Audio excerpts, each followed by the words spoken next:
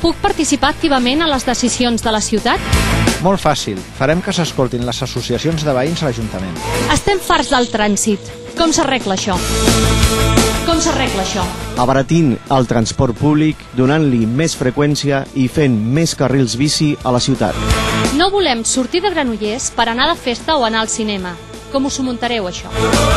Com us ho muntareu, això? Facilitarem l'obertura de locals d'oci nocturn, sempre respectant el descans dels veïns. Reobrirem els cinemes al centre de la ciutat i farem que Granollers torni a ser divertit fins i tot de nit. Això està molt bé, però i què passa amb la vivenda? Però i què passa amb la vivenda?